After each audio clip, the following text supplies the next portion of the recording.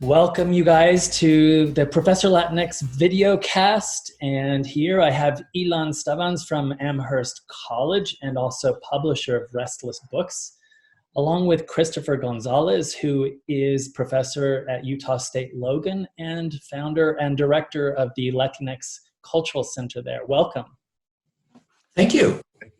So today we are going to talk about Latinx pop culture in your lives. Recently, in the Latinx Pop Culture series with the University of Arizona Press that I have, I've been lucky enough to publish the both of you. Ilan, your Sor Juana, or The Persistence of Pop, which is actually an ebook right now that's being offered free by the press to, try to ease some of the anguish, around libraries being closed, books not being available. Giving folks something to read and be excited about. And then Christopher, at least in my series, you've got this co-authored book with me, Real Latinx's Representation in U.S. Film and TV. Really great. I love the artwork on this one. But yeah, so having both of you here, can you share maybe, Ilan, you can start us off here, why you chose to research and write your book for the Latinx Pop Culture series? I think the Latinx Pop Culture series is a unique window, bridge, door to appreciating the pop side of Latino, Latinx, Hispanic culture, depending on the term that we want to take, for this new generation. And it's going to have a transformative power. The many books that are published in the series, edited by you, Frederick, that I think will shape the minds and sensibilities of new generations. We used to perceive culture as being highbrow and lowbrow, as being segregated unto itself. Which was produced by the sophisticated intellectual elite, and that was appreciated as defining what the avant-garde or the vision of an established view of what a nation was or wanted to be. And then the working class, the pop culture, that which was given and produced for the masses.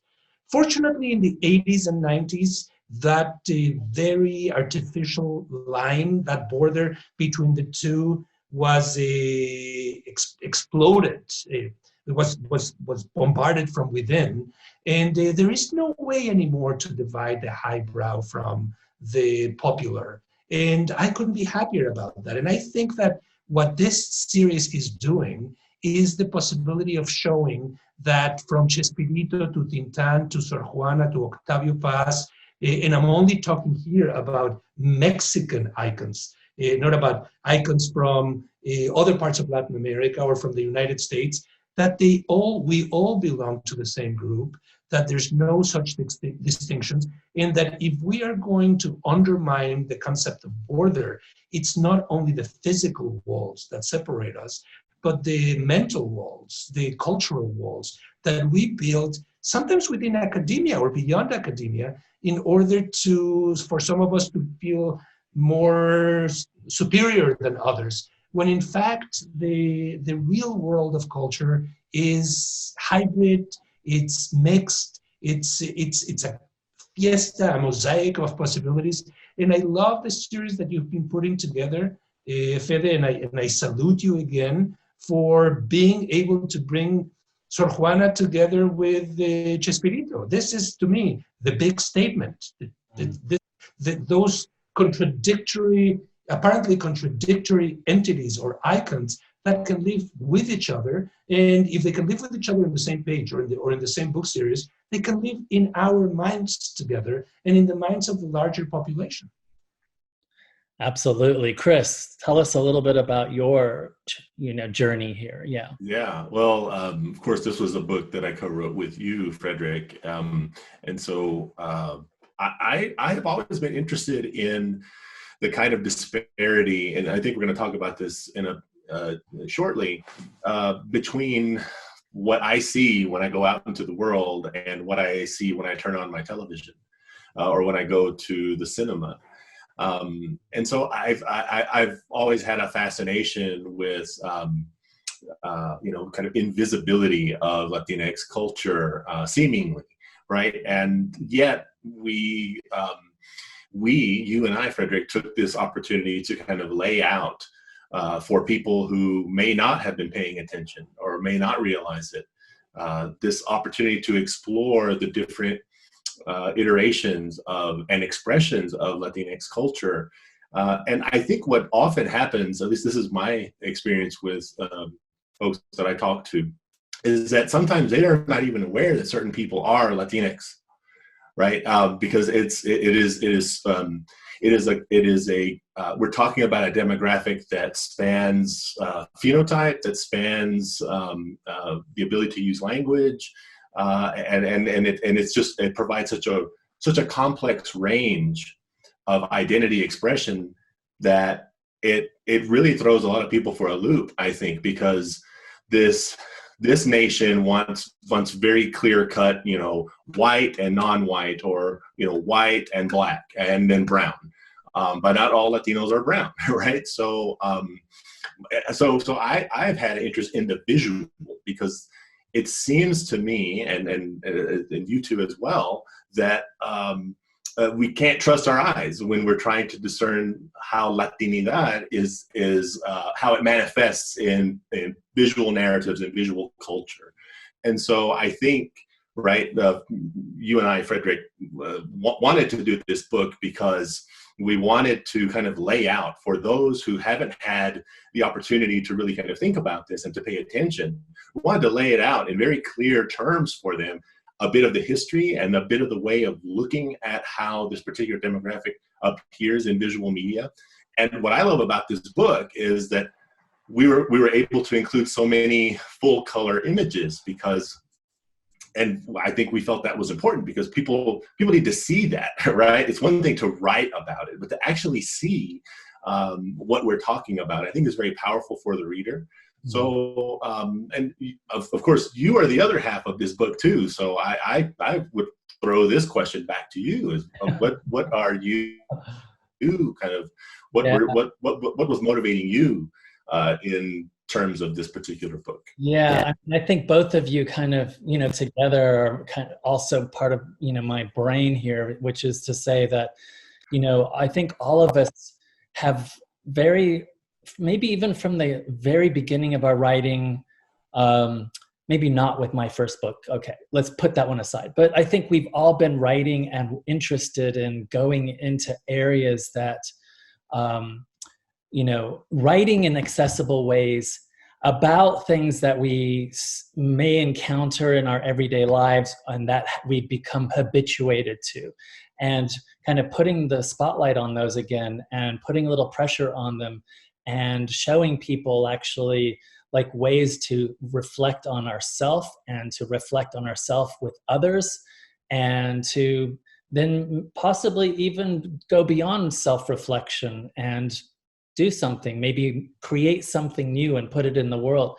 I know, for instance, Ilan, you have Restless Books. I mean, what an extraordinary thing that you decided to do, because you saw there wasn't a space for this, right? And so you created it, and it exists now, and there are books in that series. And Chris, you at Utah saw that there was a need for a Latinx cultural center, and it wasn't there. So, going beyond even the writing and the scholarship and the recognizing of problems or absences or erasures, and doing something.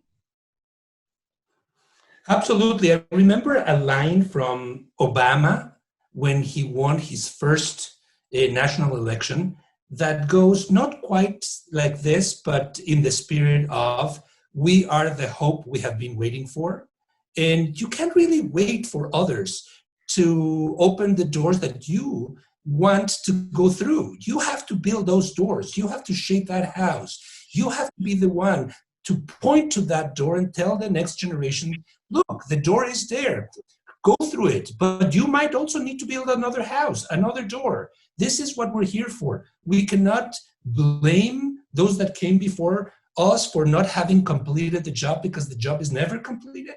It is always about what the present generation is doing and how it is mentoring the next one to have its own voice and take its own perspective. Maybe there will come a time when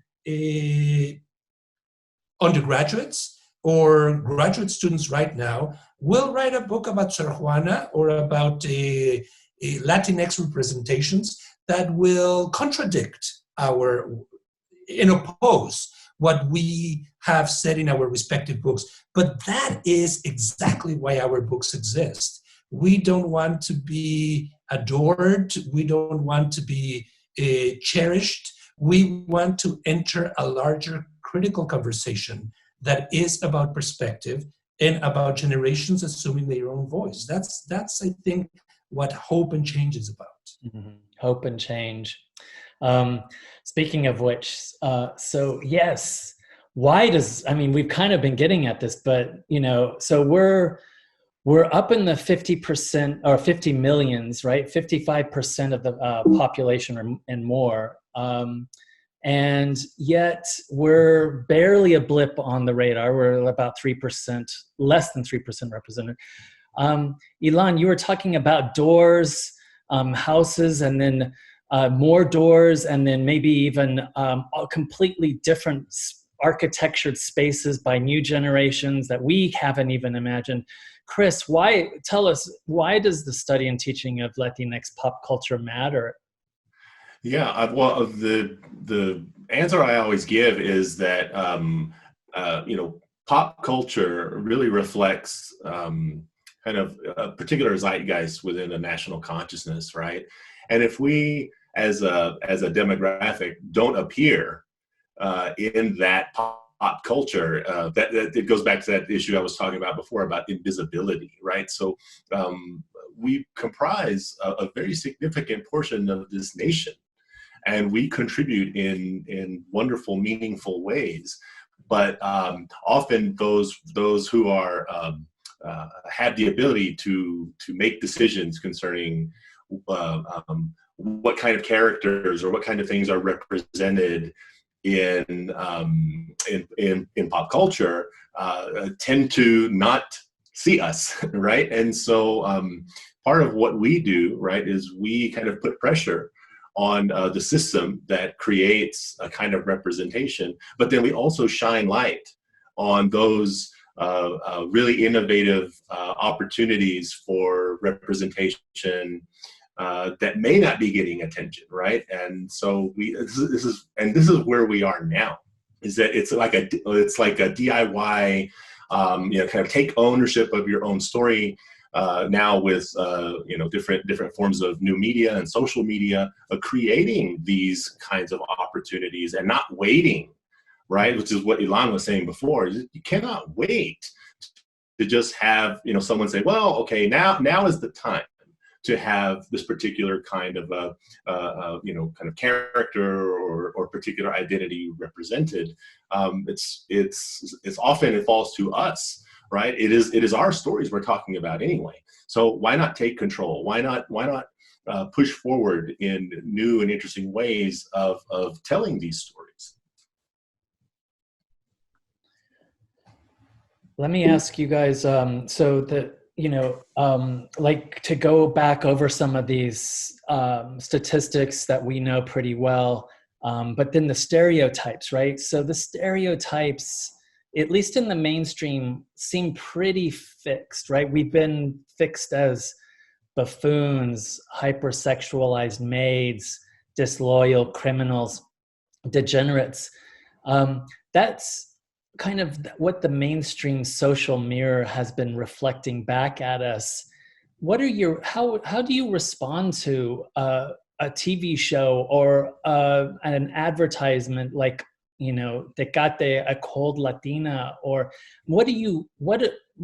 deep down, like, what's your visceral response? Ilan, maybe.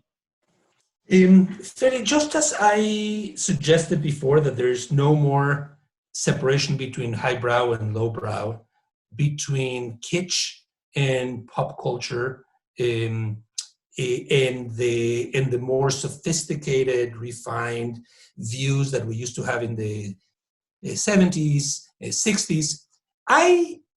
It might sound maybe overly ambitious, but I think that there's no more mainstream either. In an incredibly polarized country where the right listens to what it wants and the left listens to what it wants as well, and where even the white population feels envy for the ethnic, for the uniqueness that comes from Black and Latinos and Asians and hip hop and in the merengue culture.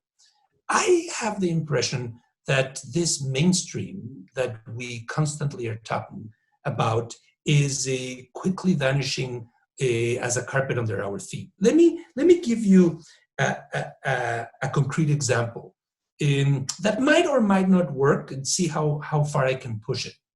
I remember reading when I came to the United States in 85, maybe I read it in 87 or 88, a book by Américo Paredes with his pistol in his hand about Gregorio Cortés and about the ethnography of border corridos, songs about forajidos, about bandidos, about outlaws that Américo Paredes had rescued through on-the-field research and had done an extraordinary psychosociological political study of what the border is through those songs.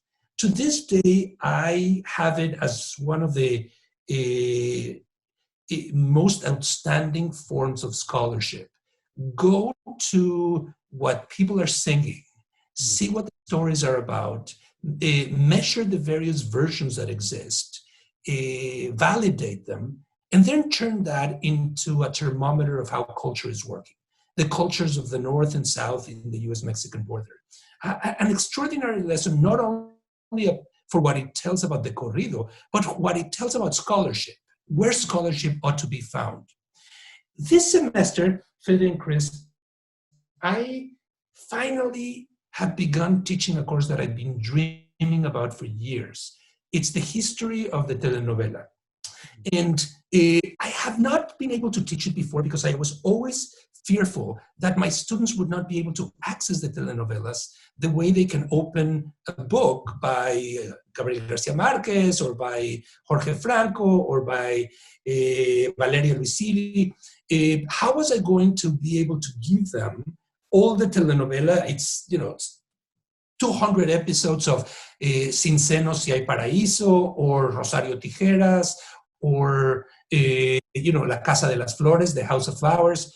And we have all witnessed and been participants in the Netflix revolution. And the Netflix revolution includes, if you know how to find it, a section about soap operas. So you now have the capacity to watch the Colombian version, dozens and dozens of episodes of Rosario Tijeras, and then 7 years later, the Mexican version of Rosario Tijeras, also dozens and dozens of episodes. And of course, you can't teach all those episodes, but you can tell students to go to episode 1 to 3, 17, 18, and 19, and 35, 36, and 37, and then go and see the telenovela that came out in 1960 in Mexico, and the one in Brazil, and the one in Cuba. And every Latin American country has its own telenovela tradition. The telenovelas have been transformed. There's a connection with politics. Governments have used telenovelas to talk about birth control and about racism and about gays and lesbians and about representation. If there is a kaleidoscope or a microscope, depending on how you use it, of how the Latinx generations have evolved, it's through this very mainstream artifact that is the telenovela. But mainstream for whom? Mainstream for Latinos. My students, dozens of them, have already watched many of those telenovelas. I'm not showing them for the first time to them. Not only that, they talk about sitting with their grandmothers and with their mothers and with their tias and tios and primos and primas and vecinos, watching the episode number 17 of La Casa de las Flores, and all of them crying, or all of them, whatever, doing this or that. And in many ways, that's mainstream. That is really mainstream culture in Latino Hispanic culture. But mainstream for the larger population, well, maybe if you talk about the Ugly Betty and how it jumped from a Spanish language to an American version, or another variety of it.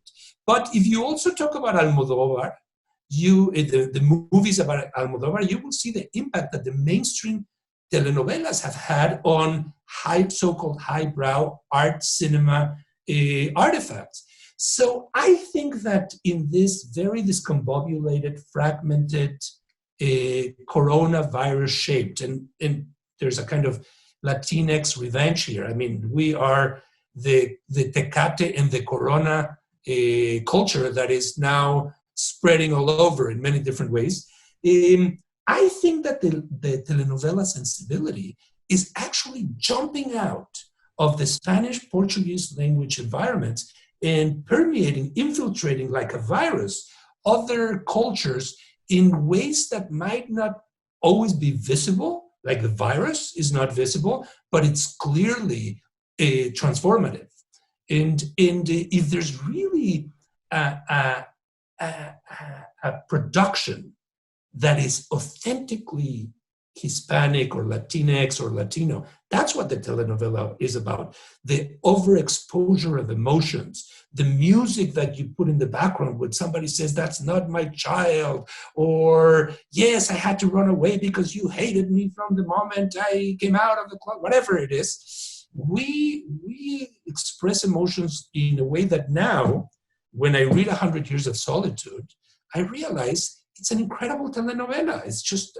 It's written, it's in words, but the sensibility and sensitivity of the telenovela aspect has actually permeated the most sophisticated type of writing that has been produced in Spanish and in other parts of the world, in India, in China, in the Arab world, where telenovelas have such an impact. Chris, how are you responding to this? Well, I'm just taking it all in. It's amazing stuff. I thank Ilan for that. My thoughts turn to this idea of, is there a mainstream, and for whom does the mainstream seem to resonate, right? And I certainly think that that a key word there is like fracturing, right? If for so long there was something that we recognize as mainstream, say, storytelling in the United States, what strikes me as something that seems to be going on now is kind of a drying up of the well, right? It's just like there aren't really interesting ideas coming out of so-called mainstream media. What's really innovative and what's really interesting is coming from outside of that. So that seems to kind of fit well with what Ilan is saying, is that there's this kind of like desire to reach outside of the confines of the mainstream into these other forms that are that have existed already, right? But they seem to be like ill-used or not even conceived of in that which we call the mainstream. And I also think what is seeming to, if I can extend Ilan's kind of idea of the virus, something that's kind of undoing this kind of like monolithic conception of the mainstream is this existence of streaming platforms, right? Which and I think the most demonstrable like evidence of that is how petrified the established Hollywood studio system is of like Netflix, and for people like Steven Spielberg to come out and say, no, like we should not be considering these films. We should be preserving like the cinematic experience, and to have Martin Scorsese come out and say, well, these kinds of films are not actually cinema, right? There's this kind of backlash toward this kind of innovative, again, almost do-it-yourself kind of storytelling that seems to me to be destabilizing what we think of as the mainstream. And so insofar as there is like the persistence of these kind of simple notions of Latinx representation, we start to get, we are certainly in a much more interesting time in seeing how Latinx identity is represented. And right now, my favorite instance of that is Star Trek Picard, where we have a Latino captain who is clearly signified as Latino, and he's not a buffoon. He is highly complex, and it also is not insignificant that that's on CBS's streaming platform, right? So I think these other outlets and opportunities for storytelling are actually expanding how we can engage with Latinx identities in popular culture. Yeah, so is there an anxiety of arrival, Ilan? I mean, we have now, so the mainstream is a fragile kind of establishment holding on like by the little sort of ends of the fingers. Spielberg and others, Scorsese, right? When he said, "Oh, Marvel movies are not cinema," and it's fragile because we have, as you both just talked about, these abundant ways in which our art, our stories, our comics, our novels, are getting into reaching and growing and educating and changing audiences. Do we have a sense of an anxiety of arriving, or is it even an arriving? What is this moment that we're living? I would say, I think it's a wonderful and wonderfully urgent and pertinent question, Fede. I think that good art is born out of anxiety, be it a comic strip, a new bachata song, or the most recent telenovela, or the new poem. I think that anxiety comes from different strata in society. In the 19th century, most artists used to come from the upper class. Those were the educated, they had gone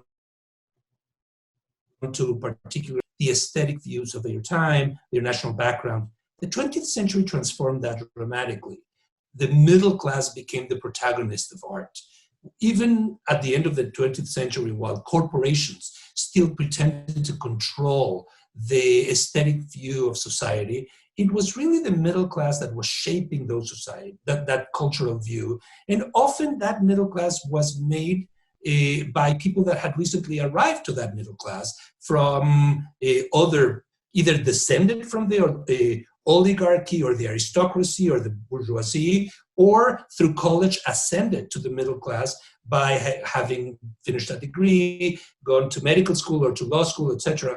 And I think that this anxiety of how can I contribute? How can I make a stamp? How can I expand the shelf? How can I make the rhythms, the music different? How can I create a new form that will be mine or of my people, that will amplify who we are, is something that each immigrant group has had in different times. When the Germans arrived, when the French arrived, when the Jews arrived, when the Irish arrived, they did not see their books on the bookshelves or their comic strips, whatever the form was there.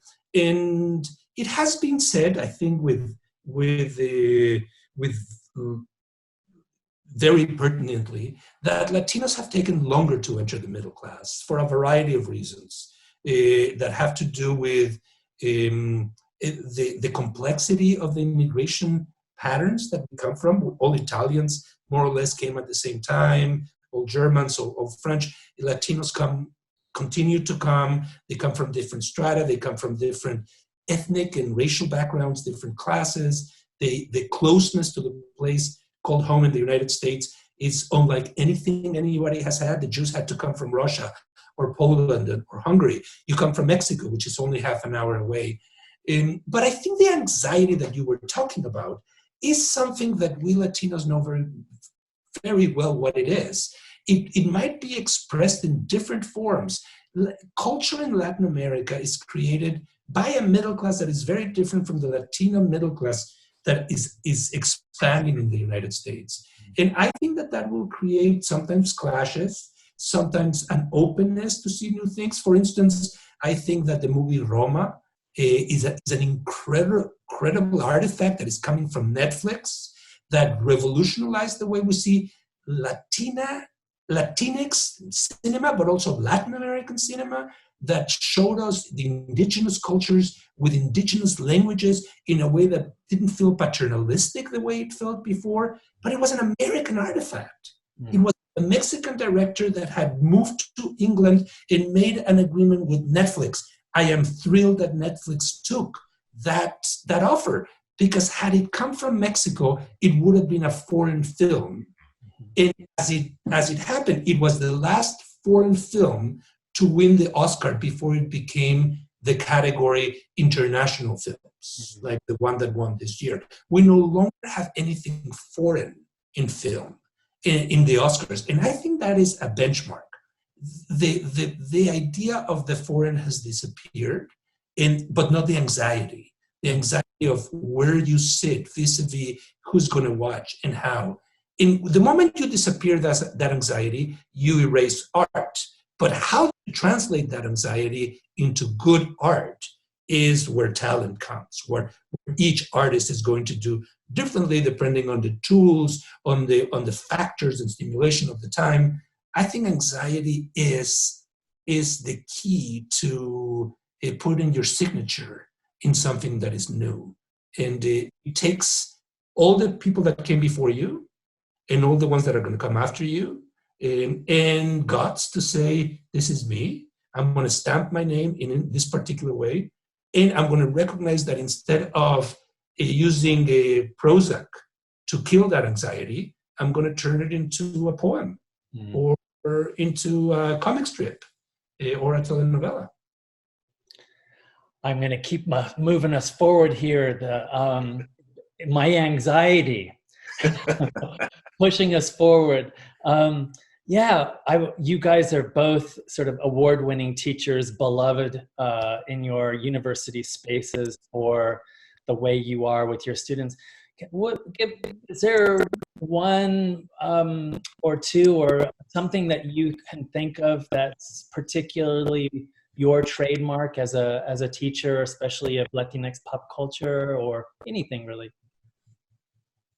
Chris, do you want to?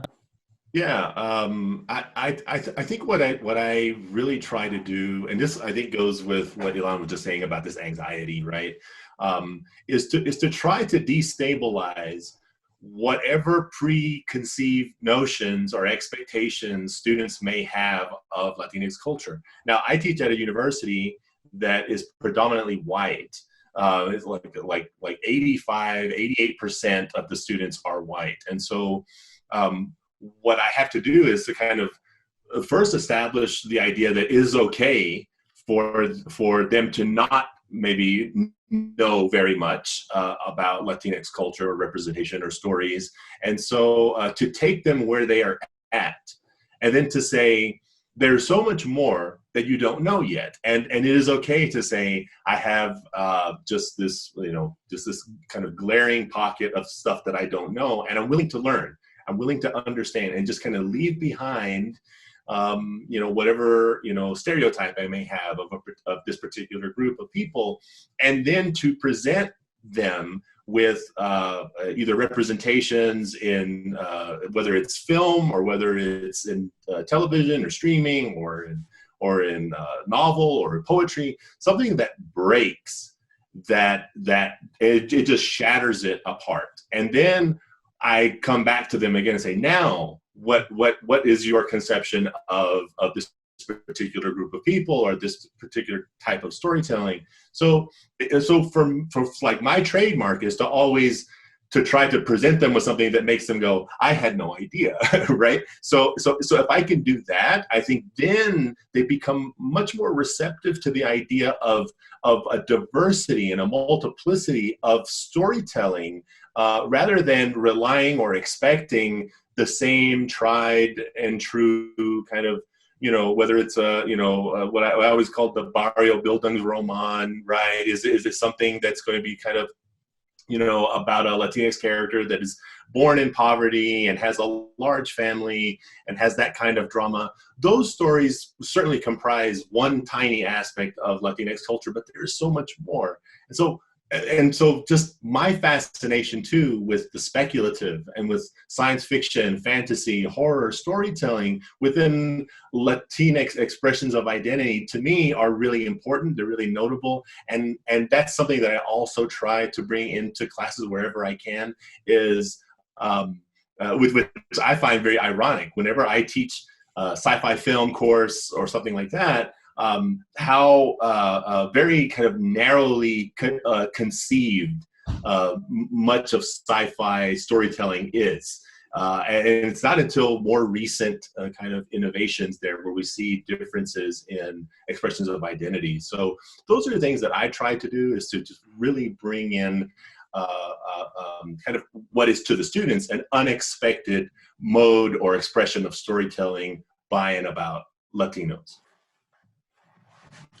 I love what Chris is saying. I think students are storytellers. And unfortunately, we have hierarchies and structures within academia that deprive them of their voice by forcing them to speak in parroting ways about certain scholarly topics, or to force them to do what others have already done and steal the originality and authenticity that they have. I never dreamed Fede to be a teacher. It was serendipity for me, and I needed a visa at one point, was already in the United States, and the easiest way was to enroll in graduate school.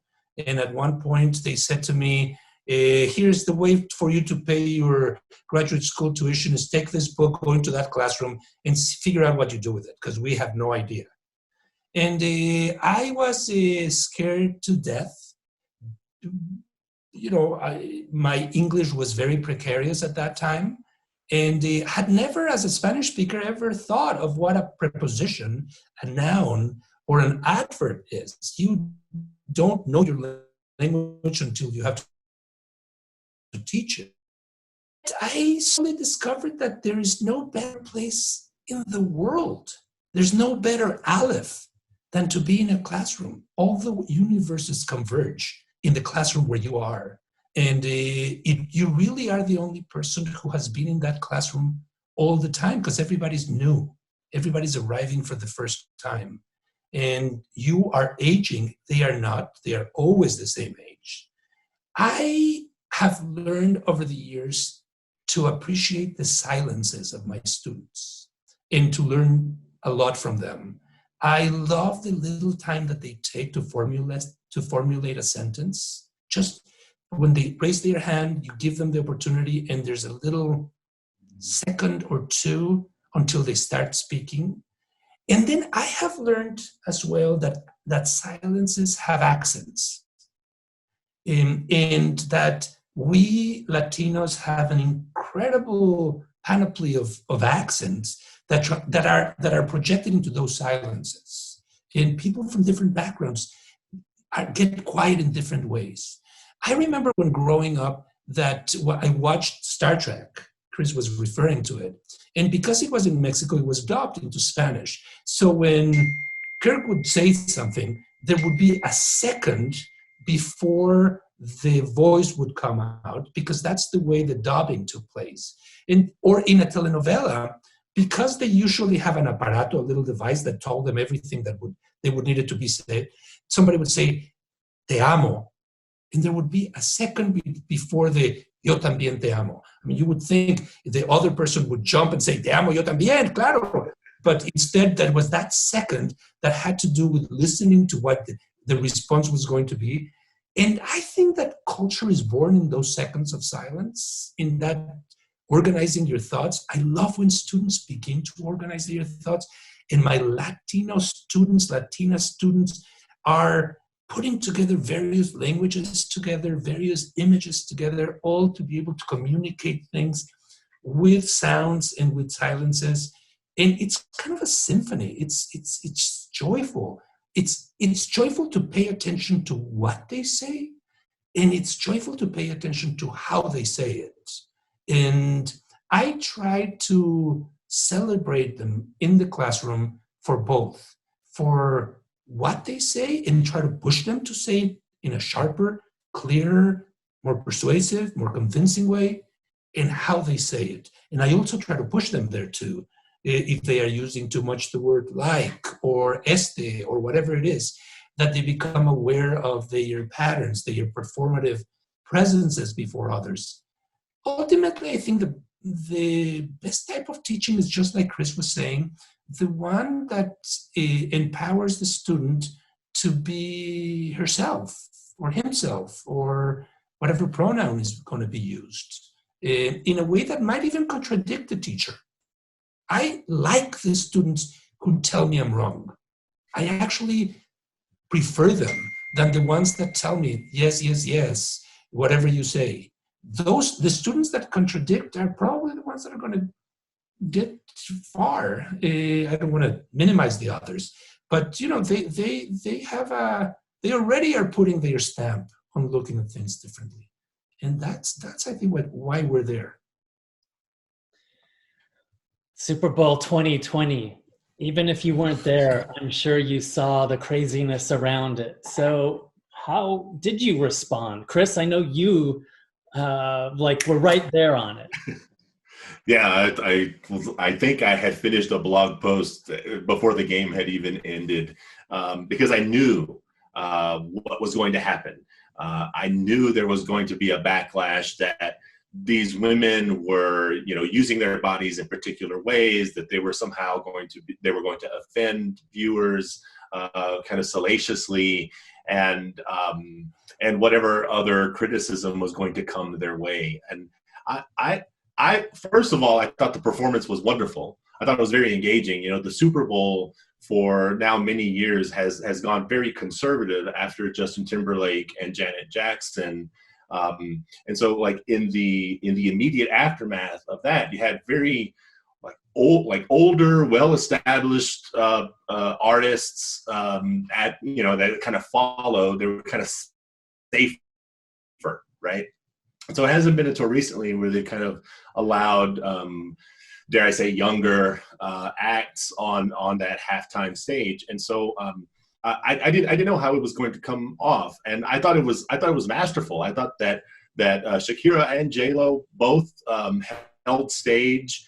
One didn't overshadow the other, and they actually came together. There was a moment of a political statement, even though it was kind of small, right? But it was certainly there, and I was just very impressed that these women at their age, right, in their 40s, and then J-Lo was 50. They were both able to just do things with their bodies that were just very impressive to me as a former athlete, looking at that and my age, knowing there's no way I could do some of that stuff without hurting myself. And so I was very much in support of what they did. I thought they accomplished exactly what they were supposed to accomplish. I know some people didn't agree, which is fine. But my sense was, we all know the kind of show these two women put on.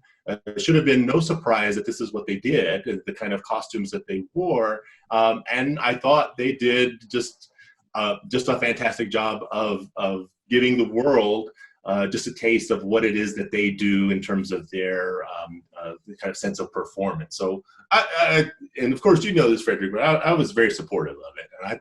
And I thought it was a really well done performance.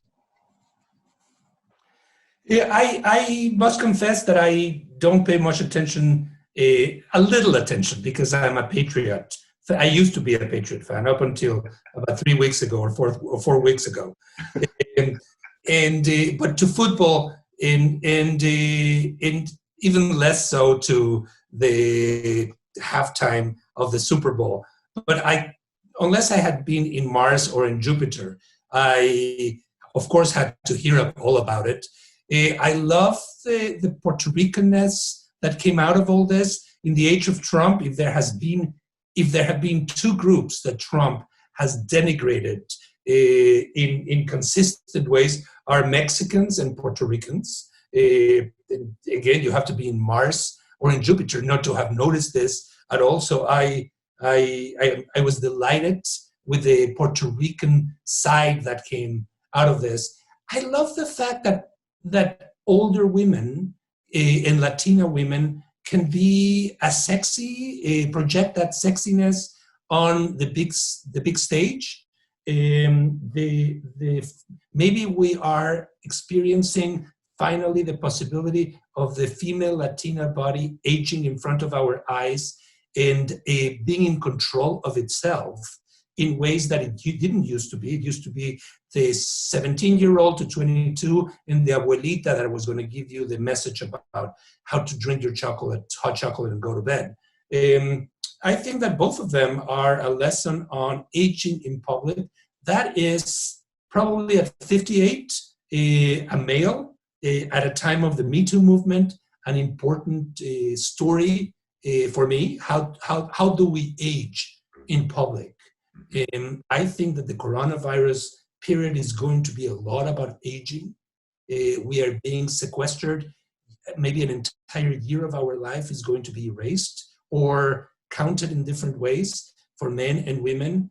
And just looking back at what happened in that halftime is in and of itself, from the perspective of today, the second day of March, seems like a fiesta that is going to take a while to come back. Sadly, yes. Oh boy. One last, as we sort of wrap this up. Oh, Isabel. As we wrap this up, where are we? Isabel. Hello, Isabel. Hello, Isabel. Hello. Your voice is. I can't hear you.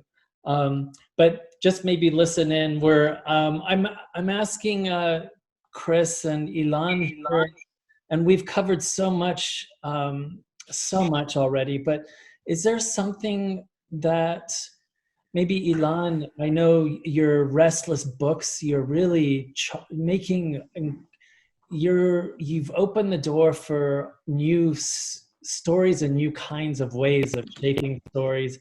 Chris, I know that you have brought artists and from children's book creators all the way through to, artists in your community. What is it? Just everywhere? Is the vitality everywhere, I guess? I think the vitality, and I want to start this section, Fede, with an applause to you.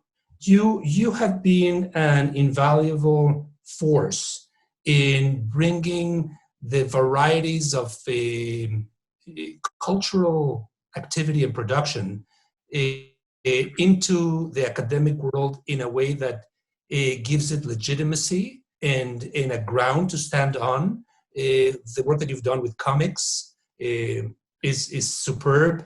The work that you have done in opening book series that deal with biography and with folklore and with popular culture is truly, truly remarkable. And my impression is that we are seeing really an abundance of creativity that is pushing us in very many directions. And maybe if we can go back to what we were saying at the very beginning, it's going to bomb, sabotage the concept of mainstream even more. What is mainstream? Who is in the mainstream? And do people in the mainstream still want to be in the mainstream? Really? When it's so much fun to be somewhere else? And that maybe in a few years, there might be some nostalgia by some of us who are in the periphery having a lot of fun, bringing stuff to the mainstream, for a unified orchestra-like voice that brings that is a sum of parts that will be like the world of yesterday. But it will only be a nostalgia because I don't think that in this global world we can anymore have that sense of everybody tuning in to see one a newscast or one show on television or read one book. I think what defines us today is that everybody is in tribes with lots of creativity, with alternative visions. In that fractured nature of reality is can be really anxiety producing. What brings us all together? In what way are we all together? Do we want to be all together? Is the concept of the common good and the common community still, are they still viable? Or is it better now to be tribal in the age of global? I think all these questions are going to become more urgent, not for those that were at the center, but for many of us who have been enjoying the back and forth from the periphery to the center and back.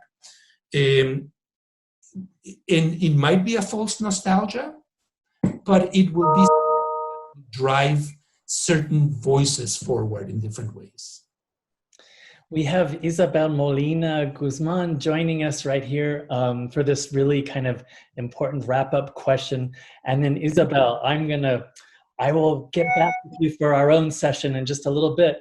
But Chris, tell me where you're seeing kind of this vital, or if it's a vital vitality, if it's a vitality that's projected into a future that we then nostalgically project back, or if it's something you're seeing now.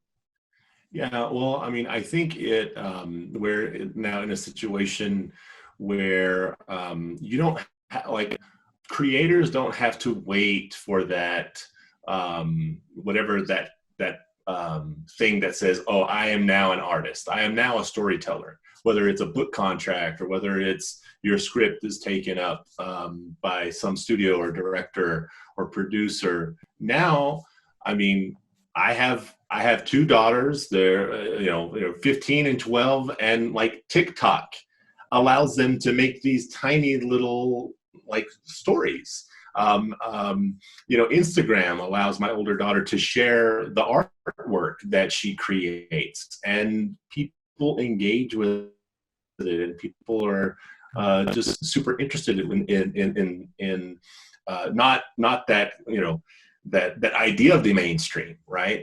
It's kind of the grassroots creation of art and stories. I think what is kind of the game changer now is the tools that we now have, right? Which is a very low cost kind of introduction to these tools, and then the dissemination of this art is just easier now. And so, and not only is it easier, there are receptive, willing, eager audiences to consume these stories that we no longer have to wait for, a blockbuster, with, hundreds of millions of dollar budget to see, Latinos in a story. It can be something that appears on a YouTube channel. It can be something that appears on an Instagram feed, right? So I think that's encouraging, and it's very exciting to me, because I think that idea of the nostalgia, kind of looking back, how do we, kind of now interpret that? Well, who had the kind of the serendipity to be able to publish a book, to have a large part in a particular film? Those are kind of like lightning in a bottle moments. And so if we are confronted with a system that already has very narrow conceptions of what kind of stories Latinos can participate in, then that becomes a kind of gate that keeps them out, or a wall, if you will. But now we have these different modes of outreach in terms of storytelling, and this is what excites me too, because we're in the middle of it right now, and it'll take time, 10, 15 years to look back at this time to see what's happening. But this is a very exciting time, and I'm very encouraged by what's happening at this moment, despite the coronavirus kind of pandemic. But it also, I think, gives an opportunity for people to have an outlet to be creative as well. So yeah, it's exciting time. Isabel, do you have your mic on? I do, yes. Do you want to? Where are you? And we're gonna have our own episode next. But where do you see the life force right now in Latinx kind of pop culture? Latinx pop culture, probably with youth culture is what I would say. Really. As Chris has mentioned, I would say, college-aged high school kids who are really embracing these alternative forms of media production, whether it be TikTok or Instagram or Snapchat or whatever the latest one is. I think the fact that they're able to produce and disseminate to the audiences that are interested in hearing their voices is really central. And at the same time, I've seen a lot of students go back to very traditional media forms, theater and zines and comic books. And so that to me is also really interesting, the way they're embracing non-digital forms as well as ways to express themselves and their politics. And so I think in some ways, I guess I'm always a little nervous to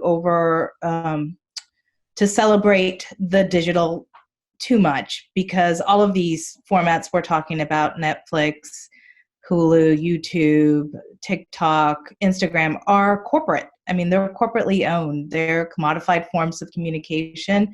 The data that is being produced, the content that's being produced is content that is benefiting, media corporation. And so I'm always a little bit of a cynic in that sense. While it does open up these amazing spaces of expression and production, they're not free.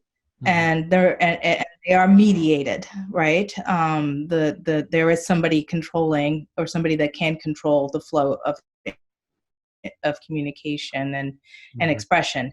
So in that way, I think it's kind of radical the way that some, particularly Latino, Latinx youth culture is really embracing these non-digital forms of cultural expression.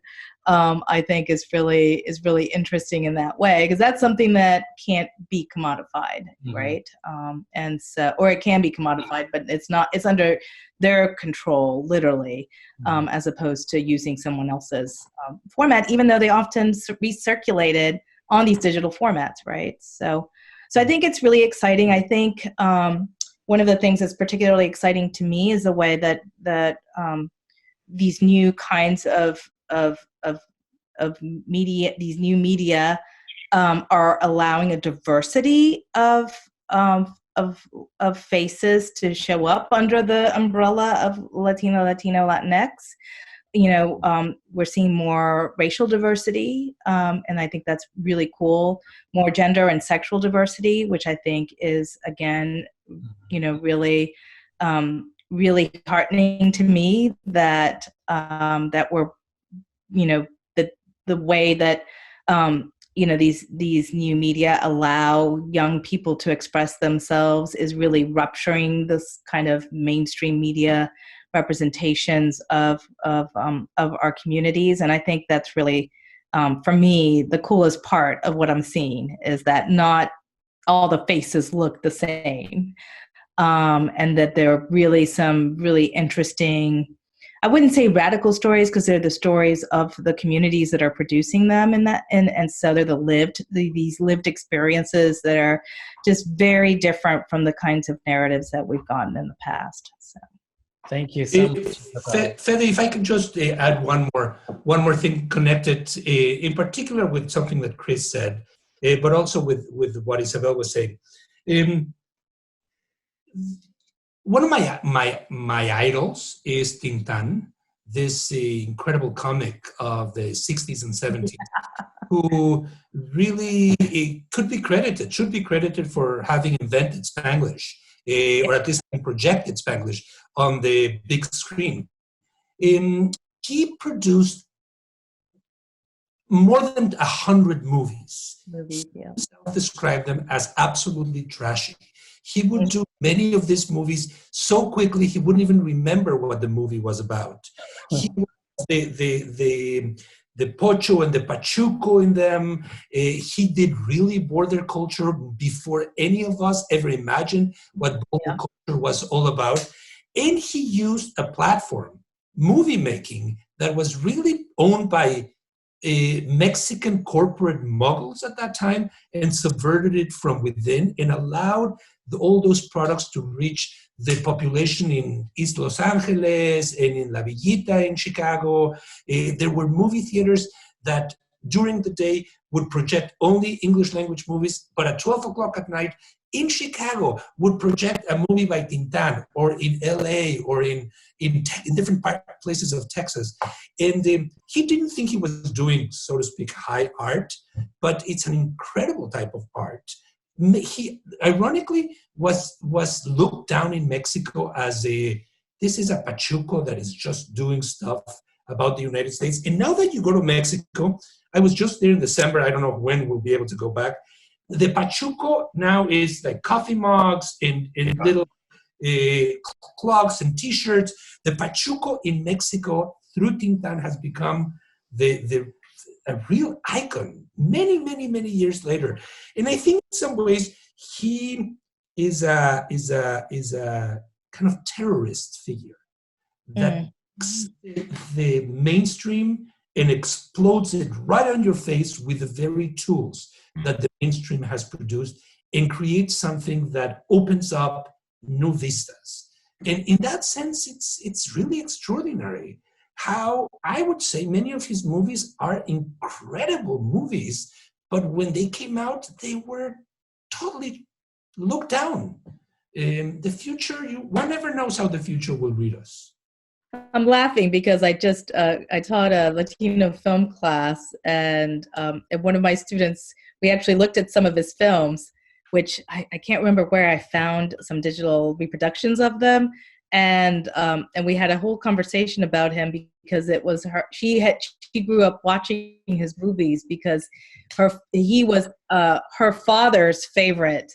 Those were her father's favorite movies to watch. So when we showed them in class, I asked if anyone had ever seen them before. And she's like, "Oh my gosh, I grew up watching these movies." So he's having a resurgence in this, with this generation of viewers. So terrific.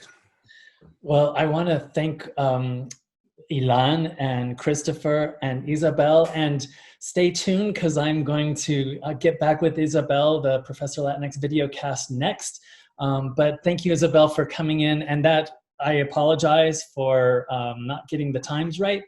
But thank you all for joining me, and take care. And thank you, Fede.